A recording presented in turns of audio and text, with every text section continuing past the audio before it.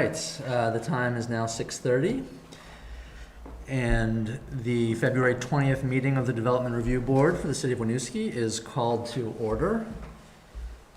The Development Review Board is a quasi-judicial volunteer resident board that upholds standards and procedures as defined in the Winooski zoning ordinance. We review and make decisions on subdivisions, site plans, conditional uses, variances, and appeals of the zoning administrator's determinations. The DRB has authority through Vermont state statute and ensures due process, protects the rights of applicants, and rights of the public to participate in proposals for land development within the city. Appeals of decisions made by the DRB are heard by the Vermont Superior Court Environmental Division and the Vermont Supreme Court. I am David Weisberger. I'm the vice chair, acting chair for today. I've got the whole thing in here. Harlan Miller is our board chair. Cannot be here tonight. Elsie Goodrich, board secretary, also not here.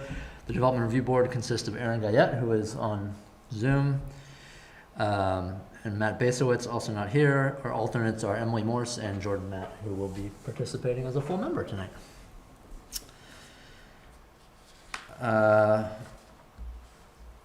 Changes to the agenda. Are there any changes proposed? No? Nope. Okay, we'll move on to public comment. Vermont's open meeting law grants an opportunity for public comment at every public meeting. If anyone would like to comment about anything that is not on our current agenda, this is your opportunity. Not seeing any interest in that, I will move on. If you will be giving testimony or participating in any way, we will ask you to affirm that the testimony you are about to give is the truth under the pains and penalties of perjury. Raise your hand, say I do. Thank you. And if you are planning on participating, please make sure you've signed in. I forgot the sign-in sheet. Okay. At this point, we will open the public hearing. I believe we have 2 items on the agenda. I don't have the agenda. Let's go. Thank you. It is St. Peter.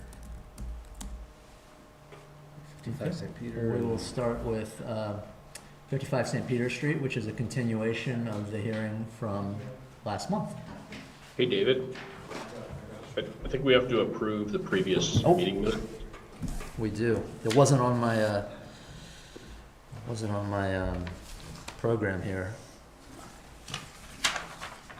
Okay, we will vote to approve the previous meeting minutes. Do I have a motion? So moved. Second. All in favor? Approving the previous meeting minutes, say aye or raise your hand.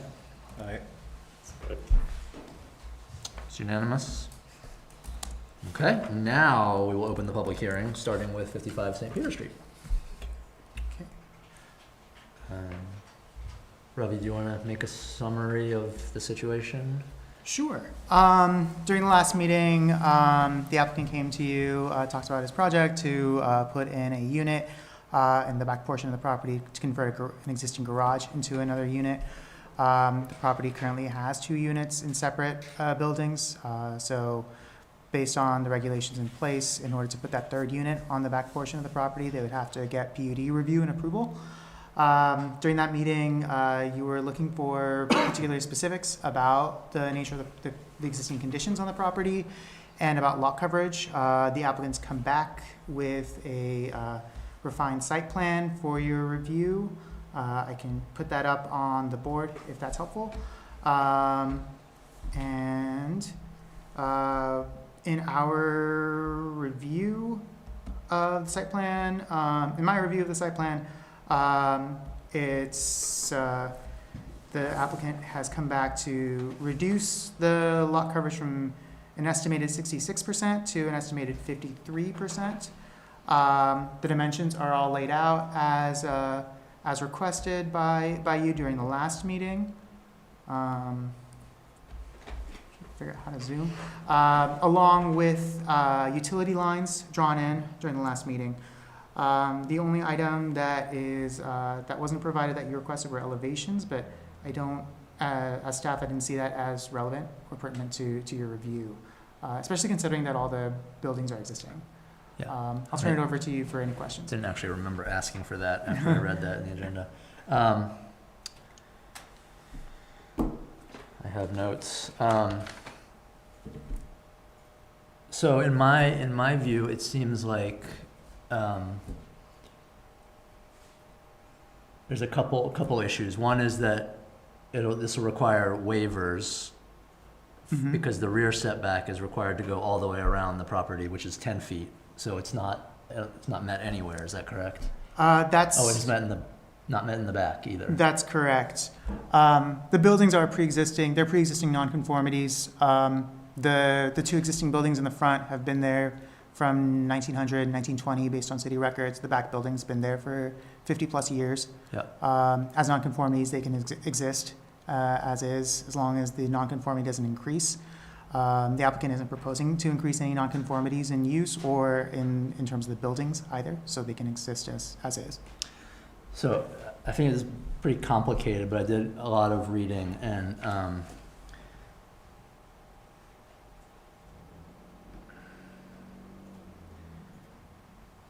not sure where this falls in terms of non-conforming lot versus non-conforming structures.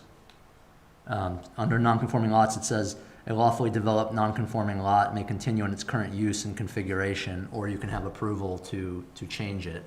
As long as it meets the regulations. And I think what we talked about last time is that the PUD, we're sort of changing the use, or not the use, I'm not sure what the right term is, of that building, at least in the general sense, because it's a storage building now, and it's becoming a residential building.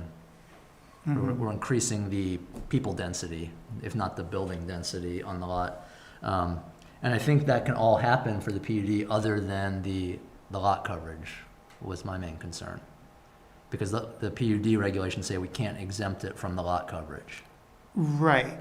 So PUD requirements don't allow for exemptions from lot coverage, but the lot coverage already on the site is at 66%. Right, but it's not a PUD at this point, so we'd be adding people to the lot as well as requiring the variance for the 10 feet. But, so that's to one side. My other observation is that we didn't actually get a calculation of this number, so I did a quick one, and I think the acreage is wrong on this lot. Okay. Like if you look at if you scroll down, it says 0.26 acres, you scroll down, 69 feet in the front, 164 feet on the side, that rectangle comes out to about 0.26 acres. So I think the lot is much bigger than is listed. Oh. So the lot coverage would be fine, but this is kind of the reason we want accurate documentation. Like we've had this happen before where the city has the wrong acreage for this. So I don't know, I've talked a lot, but I'm inclined to like approve this pending the lot coverage being determined accurately, however that happens. Okay. Do you have any recommendations on how that would happen? I mean, a survey is expensive. You know, some geometry work here, calculating the area would be fine, like And measuring it out. measuring it and showing. Right. Yeah, it just seems like the survey seems the most ideal route, just because 0.26 acres is what we have on record too with the city. Right, but I'm Yeah. cognizant of that, how many Yeah. thousands of dollars is that gonna cost? Right. So I've talked enough. Those are my sort of, I guess they're comments, not really questions. Jordan, do you have any? Not really. I was just looking at the A&R map to see what the Aaron? size is.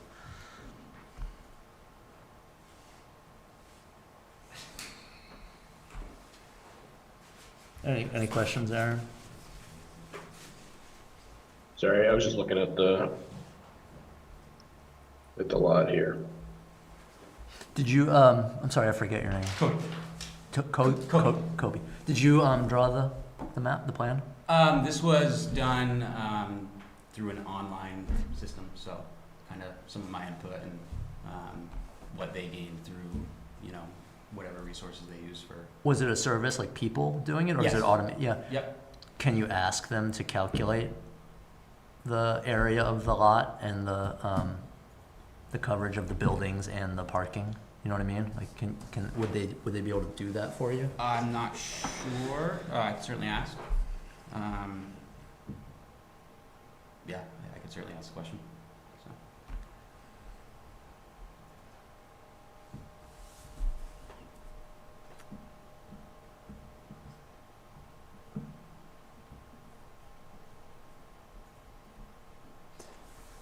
So if you scroll down, can you remind me, the area beside that middle building, is that currently gravel or paved? To the right of the. To the right of the middle, right where the cursor was just Oh. then, where it says roof. That is that's what we're proposing to bring back to grass from So- gravel. It's gravel now, Yeah. yeah. And in the front also gravel, or is that paved in the front? It's a straight line across that existing building, and that's all paved where you see driveway there. And then it's showing on this grass, which we're proposing to bring it back to the section above that. And then is it a deck or a patio in the back, and you were taking off a little bit of that? or There something? is that, and again, if to get to that 50%, if that has to be taken down, that's fine. I don't think you're anywhere close. Right. If the lot is accurate, Yeah. if like my calculations are accurate, you're not Mhm. anywhere close, you're fine. It's like 38% or something. Oh, okay, So right. I don't want to throw any more wrenches in this, but so theoretically, I could keep that existing. Yeah, I mean, if Yeah. you calculate it and it's under 50, then Okay. it's not a problem for me. Or I shouldn't say for me, for I the think regulations. that onus is on the property owner though, right? Like, we're trying to solve a problem here for the property owner. And I think it's on the property owner, right, to, like, I think you have to go back and, like, confirm these dimensions and confirm the lot size. It's hard to say just from this, like, that a recalculation is necessary or warranted, because it's, like, we can't even tell, like, where does the 164 feet come from? Where does the 173 come from? Right, like. So where are did you those, get like, those numbers? Are are those from from like the deed city? Or Yeah, I believe they pull those from the city, so I'm not really beyond me getting a survey. I mean, these were pulled from city records, so.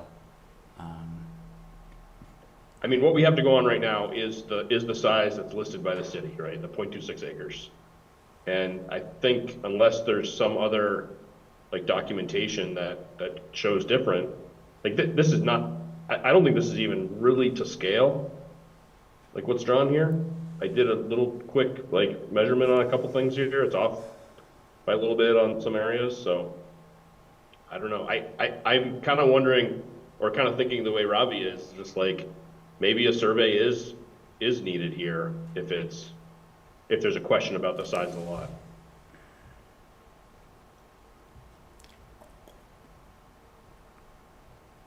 But it could also be some deed research, right? Like, pulling the deed and reading the deed could show you a lot about the project. And the deed will have the size listed, I'm assuming, and it may be different than what the city has listed. So that may be a easy place to start. Right, and that could be like an intermediate option, would be to like have someone do the deed research and calculate it from that instead of, they wouldn't have to go out there and actually survey it, but they could find the meets and bounds, the perimeter of the lot should be listed in the deed, and that would give the actual area as well. Okay, do you have any questions or anything else you'd like to tell us? So I guess what is required of me at this point? Well, we're gonna deliberate, I think, after this meeting. Okay. I do have a question though, and it may impact the lot coverage. From the you know, the existing house and the existing building right next to that house, those are all connected to the driveway and the parking lot. But then it's just shown as grass from there back to the existing building on the rear of the property. I'm wondering, like, how do you envision people getting back there to that building? Is there a walkway that's going to be delineated or required, or is it just like gonna turn into a dirt pathway over time? I mean, to be honest, hadn't got to those details, so, yeah. Right, and you may find that, you know, if the lot coverage is what it seems, then you can add a gravel path or something back there. What did we do last time? We continued the meeting without Mhm. deliberating? Yes.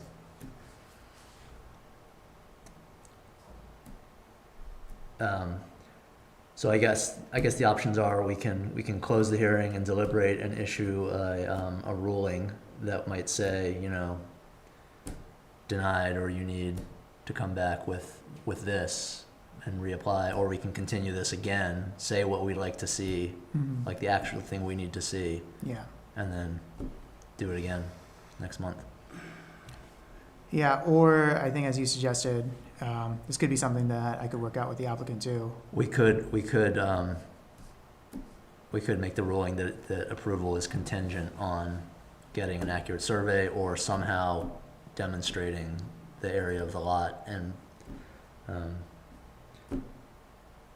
I think that leaves a lot up to, Ravi, that seems to leave a lot up to you that maybe usually wouldn't be in your purview, right? Yeah. Yeah. Typically, for any application that I receive that are considered minor, that wouldn't require GRB review, I'd have to do the same thing of determining whether the applicant meets the lot coverage and the lot dimensions are correct, so. so I guess what I'm hearing, if we're gonna continue this, we should say, you know, what we wanna see, in order to make the final decision. Do we wanna,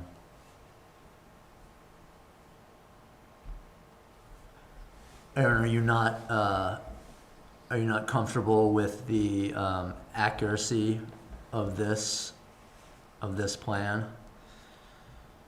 Like, I don't think so. not, It- I guess it- not it- without knowing where they got those numbers. Yeah, it's kind of a big leap to go from what the city has listed to this kind of diagram that has dimensions on it. We're not sure where the dimensions came from. It sounds like the applicant isn't quite sure where the dimensions came from. To then all of a sudden say, we have trust in that information, right?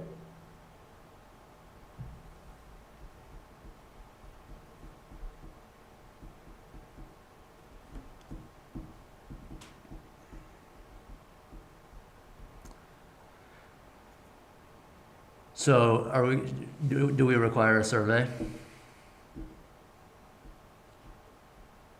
Are there tax maps here? Not physical ones that I'm aware of. The ones that we have are the ones online. I did a quick measurement on Agency of Natural Resources, and those are pretty close, those numbers. 2.26? Yeah, Or the to the- 0.26, but measuring out the property lines. I mean, A&R is not a survey, but these lines are pretty close to that. Yeah. The overlay and the parcel data aren't gonna align because of projection issues, but the data on the parcel layer are usually correct. Right. Yeah.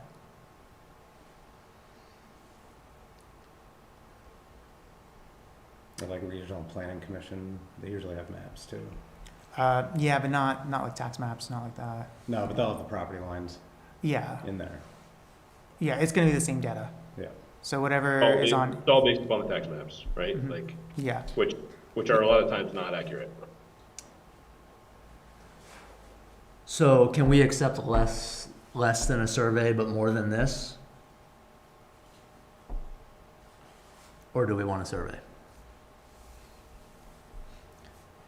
This is difficult because normally these are the deliberations we would have in private, and then we would I'm issue okay a with ruling. less than a survey. I just wish if a survey was needed, that would have been discussed last month and it could have been had, so that's where my frustration comes from.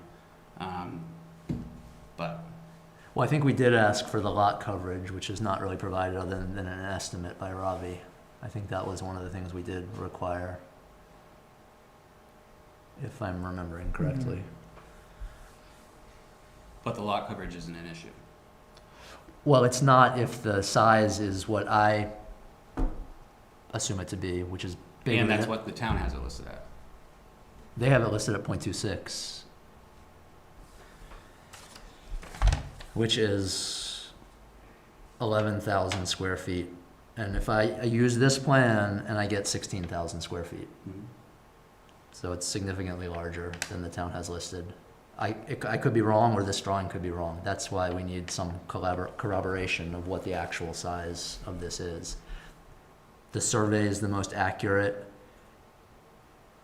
It could be, we can continue this and you can find out, you know, how you want to approach it. You can go find out what a survey would cost. I just want to get this approved, so So then I would say get a survey, have it drawn out, and then we can rule on it at the next meeting. And that way you don't have to apply again. Aaron, does that make sense? Yeah, I mean, that does make sense. I think it does make, I mean, but I guess we're not in the position to tell you how to like come up with the information, but we do need accurate information. well, If a in a way you are, because this is what you required last time, so you just need to tell me what you need. You know, if it's a full survey, that's what we'll get, but again, I wish, from the applicant, I wish that was, you know, not even last month, from the beginning of this process, you know, you need a survey. So, if that's what we need, that's what we'll get, and, you know, it is what it is. Okay. Then I think that's what we'll do. Do we need to do we have a vote on continuing the hearing? Last time you didn't, you just kind of concluded to continue the hearing to a set date, which would be, the next meeting date would be on March 20th. Okay. So that's what we'll do. And to be clear, what we're looking for is, are we just going to say a survey, or are we going to say an accurate plan backed up by something like deed research or a survey? I think for me, either one of those works. I'm not sure if one is easier than the other. And I guess indication of a path is the other thing that was brought up. Assuming that fits. Is that not required? Because again, these are the gray areas that, I mean, you guys have to tell me what the requirements are. So I don't think it's required, right? I mean, it's not like, That's not an issue. it's not required. That didn't come up in my checklist Yep. for a path. Yep, so that's fine. Just the lot coverage under 50%. Yeah. Okay, thank you. Thanks.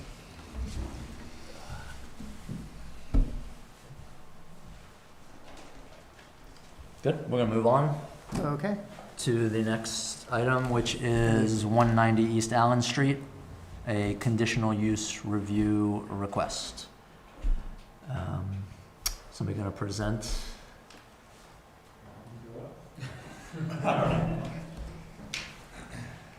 You don't all have to come up. I'm here to answer questions. Yeah, me too, but I'll come up for a minute.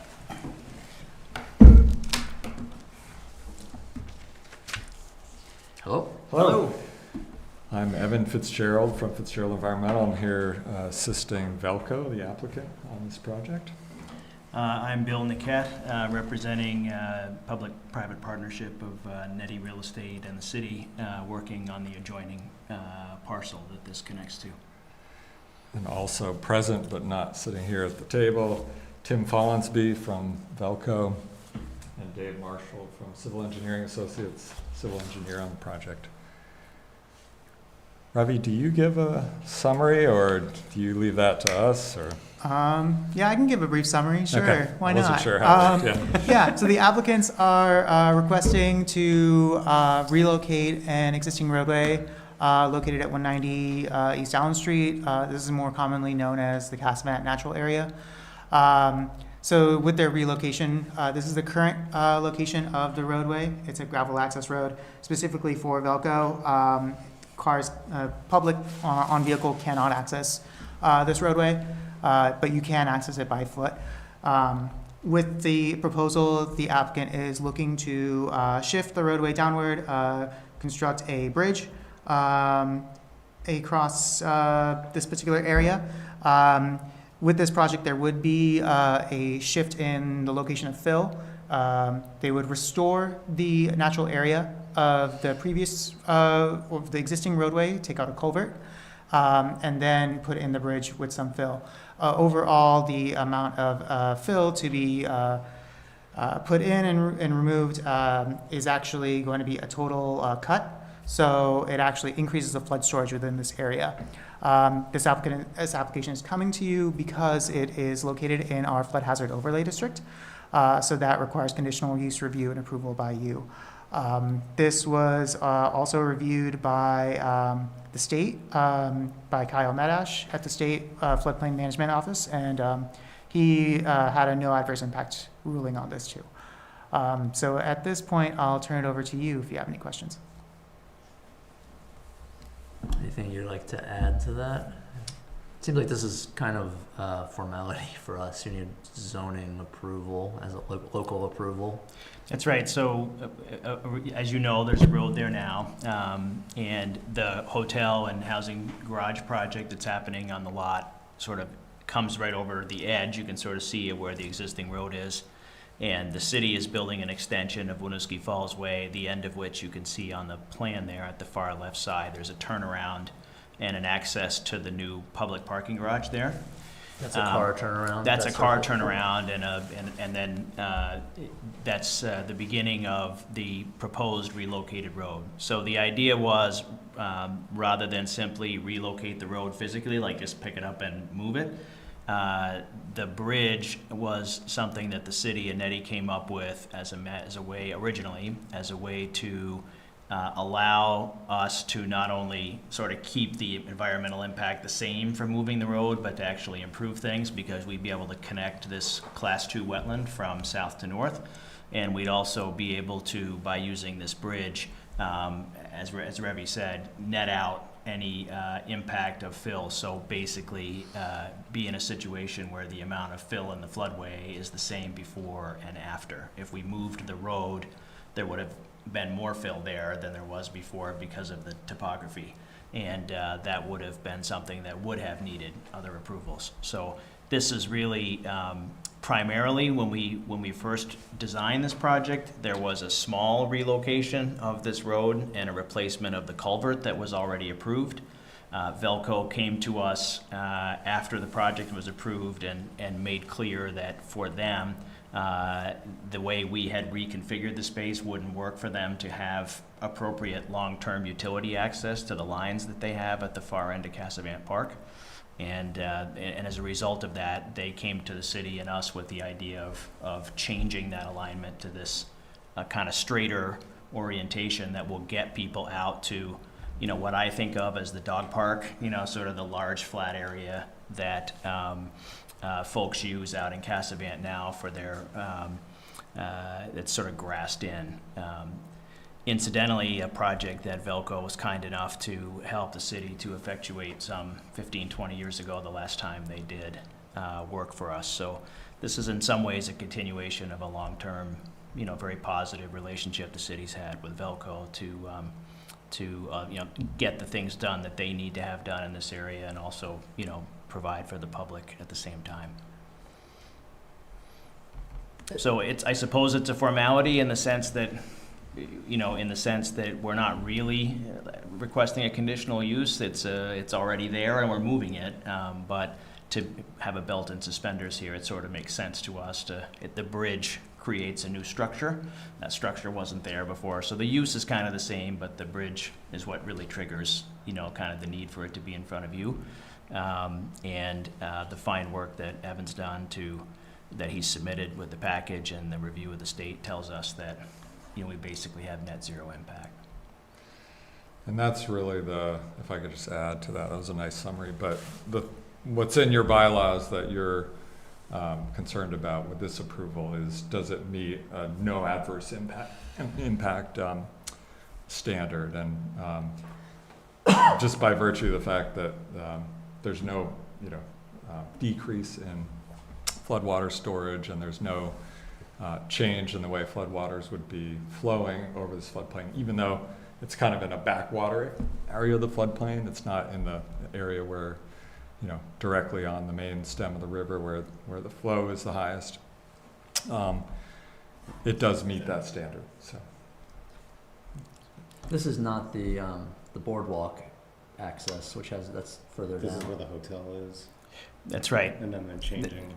That's right, it's not the boardwalk. That's further to the- So the blue area that you see here, that stream, that stream is what feeds the inlet, the far end of which is where the boardwalk crosses. So the Winooski boardwalk terminates with that bridge. That larger bridge is spanning the south end of that waterway Got that it. you're seeing there. And the portion of the existing that's still shown there dashed, is that remaining?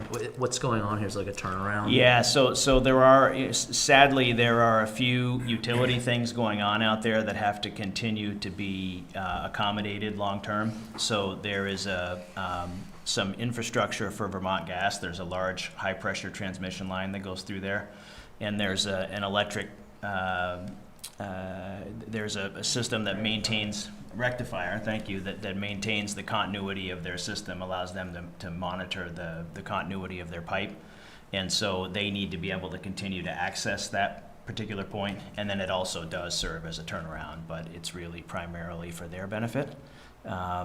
And the fill condition on the east side allows us to keep the overall elevation of that road out of the floodplain, which was a very important element for Green Mountain Power in order for them to be able to get in and out of there to continue to, for their maintenance purposes. So we sort of provided the minimum amount of fill that we needed to in order to maintain that condition, and then the bridge is only the length it has to be to net everything out, but that's sort of the balancing act between minimal impact for us, maintaining the pedestrian access and keeping all the utilities where they need to be for their equipment access.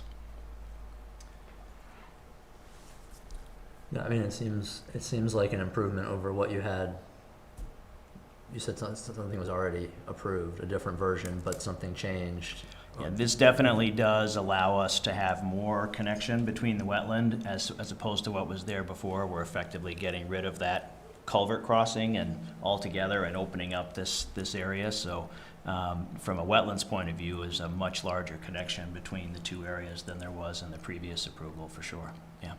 And that's part of what's driving the process too. We have a state wetlands approval process we have to go through, and they like to see, no net increase in impact on the wetlands. So we're achieving that as well. And, in addition to the floodplain improvement, we're achieving that with wetlands. So. Likewise with wetlands, they prefer to see the free flowing of water too. So with the bridge too, because you're not putting in any culverts, you're allowing for that free flow of water, which is preferred by them too. I'm just curious from a process standpoint. Had the power company not seen the original drawings, or what changed that required the modification from the original drawings? Was it not coordinated earlier on? Yeah, I think there was certainly, as far as the request, you mean from Velco? I think it's just one of those things of ships passing in the night. There's the various parties got notice, but we didn't pinpoint it until later. And when it was raised and brought to our attention, we sort of, to some degree, it's a no-brainer, right? We want to, the city wanted to make sure they maintain their positive relationships with both GMP and Velco, so it made sense to just take this particular element back to the drawing board. So it was approved by the city in Act 250 in a certain way. We removed that approval last year, so now there actually isn't, the original alignment is gone, and this is what will replace it. And this approval needs to happen before a new Act 250. That's right. I mean, we've been working with the district commission. We have an existing, obviously, Act 250 permit, the city and NETI, separate and apart from the Velco effort. Whether or not technically the Velco effort independently would need an Act 250 permit because the edge of it lands on our project, we're gonna go ahead and make a technical amendment to our permit anyway, just so that if somebody opens the permit, they can actually see the final arrangement in one place. But that'll happen once, part of that process would be showing that this approval has vested. They wanna see this approval in place first. We used to have a lawyer for a chair, so. Yeah, That would I mean, help. technically, we aren't required to have the approval first, but it has become the standard for District 4, that's what they prefer. And in this case, it's easy enough for us to do it that way, so that's what we're doing. Okay. Seems like a very thorough application, so thank you. Aaron, do you have any questions? Nope, I'm all good. Thanks.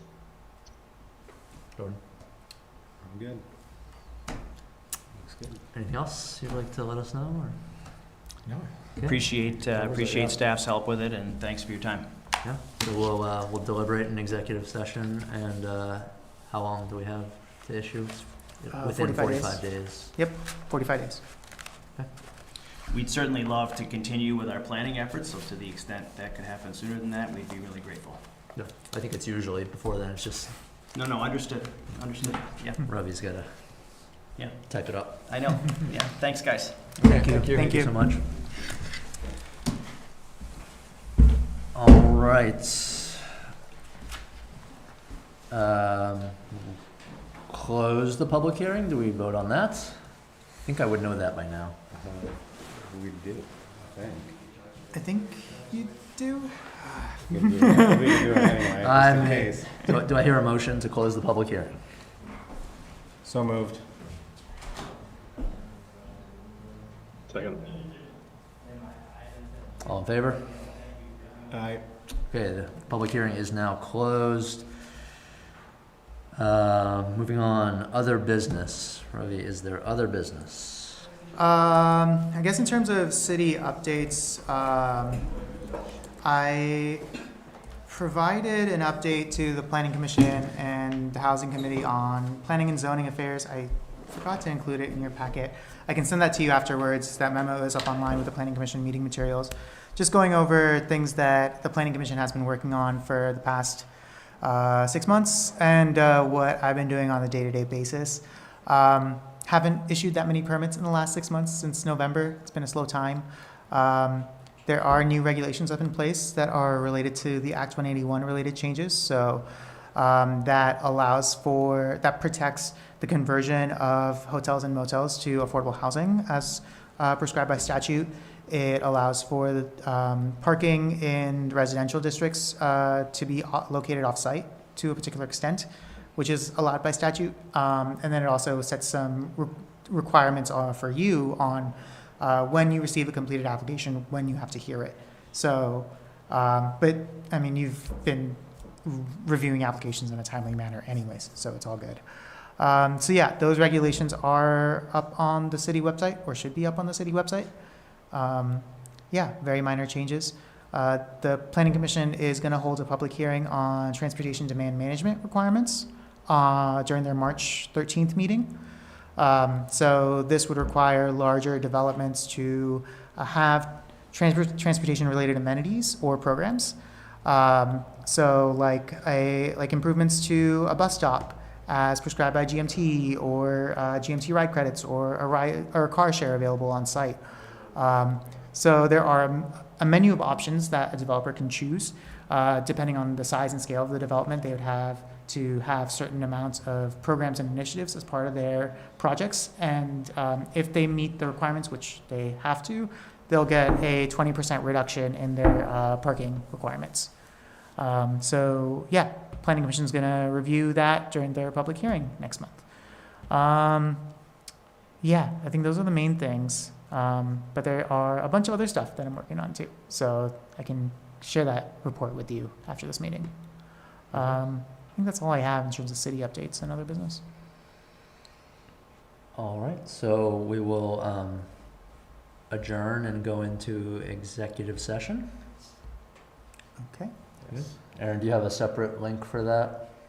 Oh, I I always don't forget think I've that. received. I will send that to you shortly. Sorry about that, Aaron. Thank- Do we vote to adjourn? I need more hand holding. Do we vote to adjourn, Ravi? Yep, you can vote to adjourn. I will take a motion to adjourn. So moved. Second. All in favor? Aye. The Development Review Board meeting is adjourned. We'll take 5 minutes and then start up.